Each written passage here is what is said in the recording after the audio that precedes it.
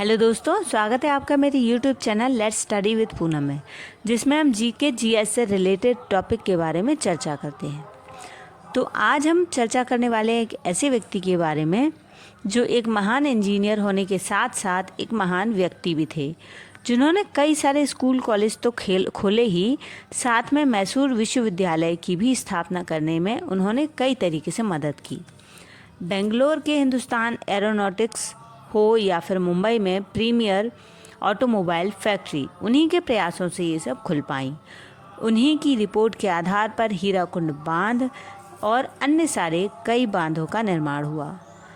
98 वर्ष की उम्र में भी जो व्यक्ति एक किताब लिख रहा था, 92 वर्ष की उम्र में भी जो व्यक्ति कार्य में जुटा हुआ था, एक ऐसे चिरयौवन व्यक्ति के बारे में आज हम चर्चा करने वाले हैं। तो ऐसे महान वैज्ञानिक का नाम है मोक्षगुंडम विश्वेश्वरैया। भारत के महान अभियंता और राजनयिक थे। उन्हें सन 1955 में भारत का सर्वोच्च सम्मान भारत रत्न से विभूषित किया गया। उनका जन्मदिन अभियंता दिवस के रूप में मनाया जाता है, यानी इंजीनियर्स डे के रूप में मनाया जाता है। तो चलिए उनके बारे में जानते हैं। विश्वेश्वरैया का जन्म मैसूर के कोलार जिले में चिक्काबल्लापुर ताल्लुक में 15 सितंबर 1860 को एक तेलुगु परिवार में हुआ था। उनके पिता का नाम श्रीनिवास शास्त्री और माता वेंकचम्मा थी। पिता संस्कृत के विद्वान थे। विश्वेश्वरैया ने प्रारंभिक शिक्षा जन्म स्थान पर ही पूरी की और आगे की पढ़ाई के लिए उन्होंने बेंगलोर के सेंट्रल कॉलेज में प्रवेश लिया, लेकिन यहाँ उनके पास धन का अभाव था। उन्हें ट्यूशन पढ़ाना पड़ा। विश्वेश्वरैया ने 1880 में बीए की परीक्षा में अव्वल स्थान प्राप्त किया। इसके बाद मैसूर सरकार की मदद से इंजीनियरिंग की पढ़ाई के लिए पूना के सांस कॉलेज में दाखिला लिया। 1883 में LCE और FCE, जो कि आज के समय में BE की उपाधि है, इस परीक्षा में प्रथम स्थान प्राप्त करके अपनी योग्यता का परिचय दिया। इसी उपलब्धि के चलते महाराष्ट्र सरकार ने उन्हें नासिक के सहायक इंजीनियर के पद पर नियुक्त किया। एक बार कुछ भारतीयों को अमेरिका में कुछ फैक्ट्रियों की कार्यप्रणाली देखने के लिए भेजा। फैक्ट्री के एक ऑफिसर ने एक विशेष मशीन की तरफ इशारा करके कहा कि अगर आप इस मशीन के बारे में जानना चाहते हैं तो आपको इसे 75 फीट ऊंची सीढ़ी पर चढ़कर देखना हो। भारतीयों का प्रतिनिधित्व कर रहे सबसे उम्रदराज व्यक्ति ने कहा, ठीक है, हम अभी चढ़ते हैं। यह कहकर वह व्यक्ति तेजी से सीढ़ी पर चढ़ने लगा। ज़्यादातर लोग सीढ़ी पर ऊंचाई पर चढ़ते हुए पीछे हट गए और कुछ उस व्यक्ति के साथ हो लिए। शीघ्र ही मशीन का निरीक्षण करने के बाद वह व्यक्ति नीचे उतर आया। केवल 3 अन्य लोगों ने ही इस कार्य को अंजाम दिया। यह व्यक्ति कोई और नहीं बल्कि डॉक्टर M विश्वेश्वरैया थे, जो कि सर MV के नाम से विख्यात थे। दक्षिण भारत के मैसूर कर्नाटक को एक विकसित और समृद्धशाली क्षेत्र बनाने में MV का अभूतपूर्व योगदान था। जब देश स्वतंत्र नहीं था तब कृष्णराज सागर बांध और Bhadravati iron and steel works, Mysore sandal oil and soap factory और मैसूर विश्वविद्यालय, बैंक ऑफ मैसूर समेत कई अन्य महान उपलब्धियां MV सर के कड़े प्रयासों से ही संभव हो पाईं। इसलिए उन्हें कर्नाटक का भागीरथ भी कहा जाता है। जब वह केवल 34 वर्ष के थे, उन्होंने सिंधु नदी से सुक्कुर कस्बे को पानी की पूर्ति भेजने का प्लान तैयार किया, जो सभी इंजीनियरों को पसंद आया। सरकार ने सिंचाई व्यवस्था को दुरुस्त करने के उपायों को ढूंढने के लिए समिति बनाई। इसमें MV सर ने एक नए ब्लॉक सिस्टम को इजाद किया। उन्होंने स्टील के दरवाजे बनाए जो कि बांध से पानी के बहाव को रोकने में मदद करते थे। उनके इस सिस्टम की प्रशंसा ब्रिटिश अधिकारियों ने मुक्त कंठ से की। आज यह प्रणाली पूरे विश्व में प्रयोग में लाई जाती है। विश्वेश्वरैया ने मूसा और ईसा नामक 2 नदियों के पानी को बांधने के लिए भी प्लान तैयार किया। इसके बाद उन्हें मैसूर का चीफ इंजीनियर नियुक्त कर दिया गया। उस समय राज्य की हालत काफ़ी बदतर थी। विश्वेश्वरैया लोगों की आधारभूत समस्याओं जैसे अशिक्षा, गरीबी, बेरोजगारी, बीमारी आदि को लेकर चिंतित थे। फैक्ट्रियों का अभाव, सिंचाई के लिए वर्षा जल पर निर्भरता और खेती की पारंपरिक साधनों के प्रयोग के कारण समस्याएं जस की तस थीं। इन समस्याओं के समाधान के लिए विश्वेश्वरैया ने इकोनॉमिक कॉन्फ्रेंस की मदद का गठन किया और मैसूर के कृष्णराज सागर बांध का निर्माण कराया। कृष्णराज सागर बांध के निर्माण के दौरान देश में सीमेंट नहीं बनता था। इसके लिए इंजीनियरों ने मोर्टार तैयार किया जो सीमेंट से ज़्यादा मजबूत था। 1912 में विश्वेश्वरैया ने मैसूर के महाराजा द्वारा दीवान पद यानी मुख्यमंत्री पद स्वीकार किया। विश्वेश्वरैया शिक्षा की महत्ता को भली भांति समझते थे। लोगों की गरीबी और कठिनाइयों का मुख्य कारण यह अशिक्षा को मानते थे। उन्होंने अपने कार्यकाल में मैसूर राज्य में स्कूलों की संख्या को 4,500 से बढ़ाकर 10,500 किया। इनके साथ ही विद्यार्थियों की संख्या भी 1,40,000 से 3,66,000 तक पहुंच चुकी थी।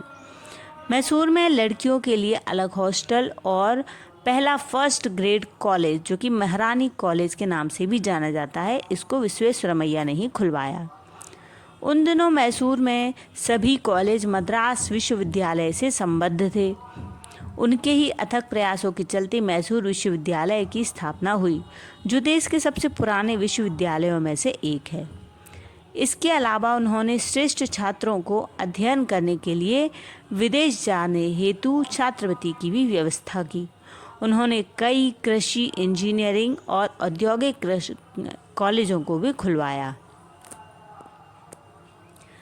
वह उद्योग को देश की जान मानते थे, इसलिए उन्होंने पहले से मौजूद उद्योगों जैसे सिल्क, सैंडल, मेटल, स्टील आदि को जापान और इटली के विशेषज्ञों की मदद से अधिक विकसित किया। धन की ज़रूरत को पूरा करने के लिए उन्होंने बैंक ऑफ मैसूर खुलवाया। वह धन का उपयोग उद्योग धंधों को विकसित करने में किया जाता था। 1918 में विश्वेश्वरैया दीवान पद से सेवानिवृत्त हो गए। औरों से अलग विश्वेश्वरैया ने 44 वर्ष तक और सक्रिय रहकर भारत की सेवा की। सेवानिवृत्त के 10 वर्ष बाद भद्रा नदी में बाढ़ आ जाने से भद्रावती स्टील फैक्ट्री बंद हो गई। फैक्ट्री के जनरल मैनेजर, जो कि एक अमेरिकन थे, ने स्थिति बहाल करने के लिए 6 महीने का समय मांगा, जो कि विश्वेश्वरैया को काफ़ी अधिक लगा। उन्होंने उस व्यक्ति को तुरंत हटाकर भारतीय इंजीनियरों को प्रशिक्षित कर तमाम विदेशी इंजीनियरों की जगह पर नियुक्ति की। मैसूर में ऑटोमोबाइल और एयरक्राफ्ट फैक्ट्रियों की शुरुआत करने का सपना मन में संजोए विश्वेश्वरैया 1935 में इस दिशा में कार्य में लग गए। बेंगलोर स्थित हिंदुस्तान एरोनॉटिक्स और मुंबई की प्रीमियर ऑटोमोबाइल फैक्ट्री इन्हीं के प्रयासों का परिणाम है। 1947 में वह ऑल इंडिया मैन्युफैक्चरिंग एसोसिएशन के अध्यक्ष बने। उड़ीसा की नदियों की बाढ़ की समस्या से निजात पाने के लिए उन्होंने एक रिपोर्ट पेश की और इसी रिपोर्ट के आधार पर हीराकुंड और कई अन्य बांधों का निर्माण हुआ। वह किसी भी कार्य को योजनाबद्ध तरीके से पूरा करने में विश्वास रखते थे। 1928 में पहली बार रूस ने इस बात की महत्ता को समझते हुए प्रथम पंचवर्षीय योजना तैयार की, लेकिन विश्वेश्वरैया ने 8 वर्ष पहले ही 1920 में अपनी किताब रिकंस्ट्रक्टिंग इंडिया में इस तथ्य पर जोर दिया था। इसके अलावा 1935 में प्लान्ड इकोनॉमी फॉर इंडिया भी इन्होंने ही लिखी थी। मज़े की बात यह है कि 98 वर्ष की उम्र में भी वह प्लानिंग कर एक किताब लिख रहे थे। देश की सेवा ही विश्वेश्वरैया की तपस्या थी। 1955 में उनकी अभूतपूर्व और जनहित उपलब्धियों के लिए उन्हें देश के सर्वोच्च सम्मान भारत रत्न से सम्मानित किया गया। जब वह 100 वर्ष के हुए तो भारत सरकार ने डाक टिकट जारी कर उनके सम्मान को और बढ़ाया।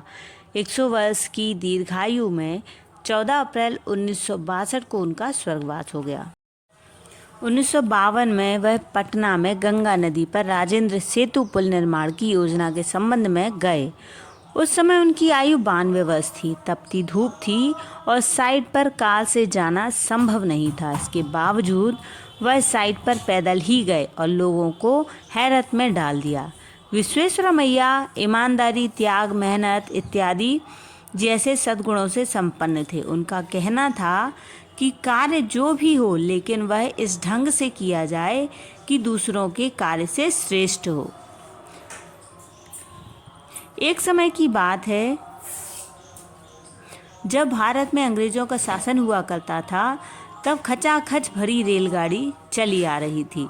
यात्रियों में अधिकतर अंग्रेज थे।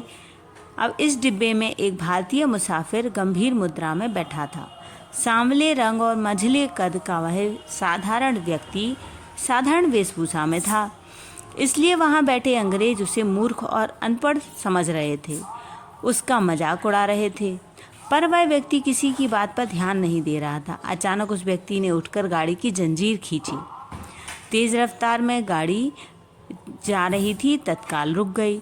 सभी यात्री उसे भला बुरा कहने लगे। थोड़ी देर में गार्ड भी आ गया। उसने पूछा, जंजीर किसने खींची? उस व्यक्ति ने उत्तर दिया, मैंने खींची। कारण पूछने पर उसने बताया कि मेरा अनुमान है कि यहाँ से लगभग 1 फरलांग की दूरी पर रेल की पटरी उखड़ी हुई है। गार्ड ने पूछा, आपको कैसे पता चला? वह बोला, श्रीमान, मैंने अनुभव किया कि इस गाड़ी की स्वाभाविक गति में अंतर आ गया है। पटरी से गूंजने वाली आवाज़ की गति में मुझे खतरे का आभास हो रहा है। गार्ड उस व्यक्ति को साथ लेकर जब कुछ दूरी पर पहुंचा तो देखकर दंग रह गया कि वास्तव में एक जगह रेल की पटरी के जोड़ खुले हुए थे। सारे नट बोल्ट अलग बिखरे हुए थे। दूसरे यात्री भी वहां पहुंचे थे। जब लोगों को पता चला कि वह व्यक्ति की सूझबूझ के कारण उन सब की जान बच गई, तो सब उनकी प्रशंसा करने लगे। गार्ड ने पूछा, आप कौन हैं? तो उस व्यक्ति ने कहा है, मैं एक इंजीनियर हूँ, मेरा नाम है एम विश्वेश्वरैया। नाम सुनकर सब स्तब्ध रह गए। दरअसल उस समय देश में डॉक्टर विश्वेश्वरैया की ख्याति फैल चुकी थी। लोग उनसे क्षमा मांगने लगे। डॉक्टर विश्वेश्वरैया ने उत्तर दिया कि आप सब ने मुझे जो कुछ भी कहा मुझे तो बिल्कुल याद भी नहीं है। इस तरह की शख्सियत थे डॉक्टर एम विश्वेश्वरैया। भारत रत्न से सम्मानित डॉक्टर मोक्षगुंडम विश्वेश्वरैया ने 100 वर्ष से अधिक की आयु प्राप्त की। अंत में सक्रिय जीवन व्यतीत किया। एक बार एक व्यक्ति ने उनसे पूछा कि आपके चिर यौवन की रहस्य क्या है? तो डॉक्टर विश्वेश्वरैया ने उत्तर दिया कि जब बुढ़ापा मेरा दरवाज़ा खटखटाता है तो मैं भीतर से जवाब देता हूँ कि विश्वेश्वरैया घर पर नहीं है, और वह निराश होकर लौट जाता है। बुढ़ापे से मेरी मुलाकात नहीं हो पाती और वह मुझ पर हावी कैसे होगा इस कारण। डॉक्टर विश्वेश्वरैया के असाधारण कार्यों में मैसूर शहर में कन्नमबाड़ी और कृष्णराज सागर बांध बनना एक महत्वपूर्ण कार्य है। उसकी योजना सन 1909 में बनाई गई थी और 1932 में यह कार्य पूरा हुआ। बम्बई प्रेसिडेंसी में कई जलाशय बनाने के बाद सिंचाई और विद्युत शक्ति के लिए उन्होंने कावेरी नदी को काम में लाने के लिए योजना बनाई। विशेषकर कोलार स्वर्ण खदानों के लिए दोनों ही महत्वपूर्ण थे। बांध 124 फीट ऊंचा था और 48,000 मिलियन घन फुट पानी को इकट्ठा किया जा सकता था, जिसका उपयोग 1,50,000 एकड़ भूमि की सिंचाई और 60,000 किलोवाट ऊर्जा उत्पन्न करने में हो सकता था। तब तक कृष्णराज सागर बांध भारत में बना सबसे बड़ा जलाशय था। इस बहुउद्देशीय परियोजना के कारण अनेक उद्योग विकसित हुए, जिसमें भारत की विशालतम चीनी मिल मैसूर चीनी मिल भी शामिल थी। अपनी दूरदृष्टि के कारण विश्वेश्वरैया ने पारिस्थितिकी विज्ञान के पहलू पर भी पूरा ध्यान दिया। मैसूर शहर में आने वाले प्रत्येक यात्री कृष्णराज सागर बांध और उसके पास ही स्थित वृंदावन उद्यान देखना एक आवश्यक कार्य मानता है, जहाँ पर जलप्रपात, मरमर पक्षी, आकर्षक फूलों की बहुतायत देखते ही बनती है। तो इस तरह दोस्तों हमने इस वीडियो में एक महान व्यक्ति डॉक्टर एम विश्वेश्वरैया के बारे में जानने का प्रयास किया। तो यदि हमारा वीडियो आपको पसंद आए तो हमारे चैनल को लाइक, शेयर और सब्सक्राइब जरूर करें। धन्यवाद दोस्तों।